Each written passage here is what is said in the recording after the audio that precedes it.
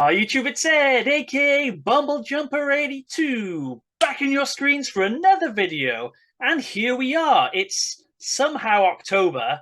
The nights are starting to draw in, and I haven't put the heating on yet. It's going to happen soon, though, I think, because there's a cold wind coming in. Like many of you, I have been drawn in my belt because Christmas is coming, plus there are lots of other crazy things going on. And I wanted to talk to you today about how your collecting habits may have changed in a 2022 world. But before we get to that, I thought I'd show you a couple of pickups that have come in this week. Now, I haven't been getting much over the last couple of months, certainly not since TF Nation, but this week was my anniversary, and my wife very kindly bought me something robot related, and here it is. It's Transformers Studio Series 86 Junk Heap. I passed on getting this first time round, but with the recent announcements for Legacy Evolutions, we're going to be getting some new Junkions, so I thought I'd catch up. I'd get Junk Heap to go with my Wreck-Gar. I'm not a huge fan of Wreck-Gar because it's got that waxy PVC plastic. This guy feels a lot more chunky, and the quality of the plastic seems better. Don't quote me on that. I haven't opened it yet, obviously, but we will see. I also took the opportunity to pick up a bot that I wasn't planning on getting because it was sold out, and then it popped up on ID Toys, so I picked her up, and you've probably guessed who it is. It's a mold that I love, and it's Transformers Legacy Minerva. And she does look beautiful in her red and white color scheme. She's a rescue vehicle. I believe she's from Master Force. It's not a cartoon I've watched. I don't know an awful lot about it, but I do like a fembot, as we know. And I do love this mold, which is from the Legacy Elita 1. So I'm glad to have her. I might keep her for Christmas and give her to me from Jack, because he doesn't have any money of his own. And God knows he's not earning anything. So on to the topic in hand. Have your collecting habits changed in a 2022 world? I have to pop my teeth back in every time I say 2022. So inflation is a problem for a lot of people in this country right now and abroad, and it's a real worry when you're buying essentials like groceries. So obviously that's going to have a knock-on effect onto things like your hobbies. For me, collecting Transformers, but it could apply to any hobby. So I've decided to come up with a three-tier approach to collecting Transformers. And I will explain to you how the three tiers work and how I'm using this system in order to stop spending so much money on toys and make sure that I've got money to put aside every month. So tier one, or the top tier. Now, these are all the bots that I would consider to be instant purchases. We're talking pre-order straight away.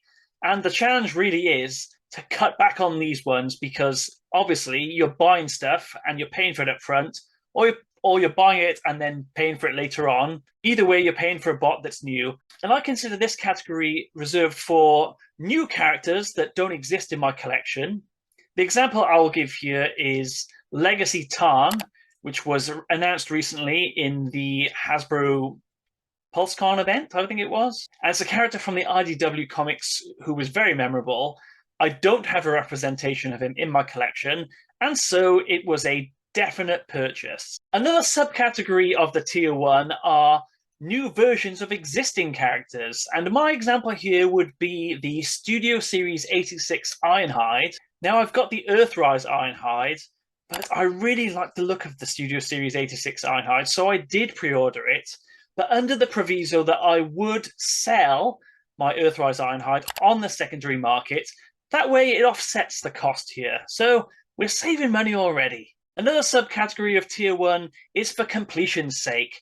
And in this realm, I'm talking about combiner teams. So that would be the breakdown for Legacy. Not a great looking mold, but I do need it in order to complete my Menasor. So it was unfortunately a definite pre-order. Or for example, a team like Shattered Glass. My example being I had the Shattered Glass Megatron, I wanted the Shattered Glass Optimus Prime. So that was tier one. Let's move down a tier into tier two. Tier two I've defined as eventual purchases. Now this could mean something that I haven't pre-ordered, even though I like the look of it, but I said to myself, if I see it on the peg, I'll pick it up. And there is a certain amount of excitement about going out into a store or a shop, seeing something you like the look of, buying it then and there. And as an example, next month I'm meeting up with Brad. We'll go to Smith's Toys. I've got a few things in Legacy Wave 3, which I'm looking for. Maybe Crankcase. If I see him on the peg, I will buy him on the spot.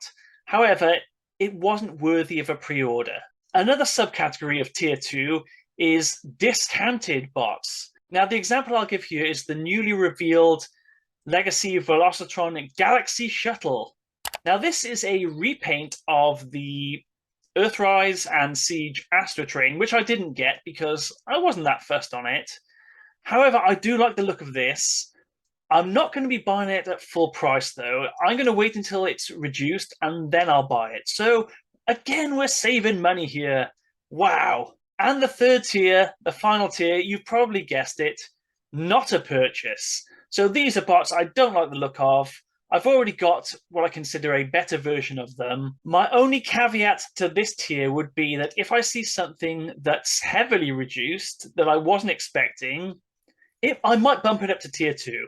So my 3-tier approach is how I'm going to be treating my collecting these days. And as I said before, my plan is to get as many bots as possible into tier 2 and tier 3.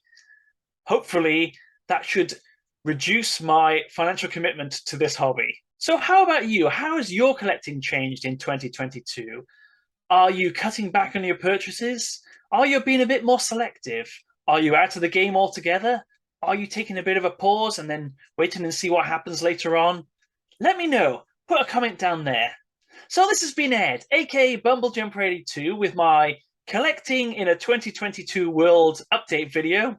I'll see you very soon, hopefully in time for some kind of spooky video, maybe.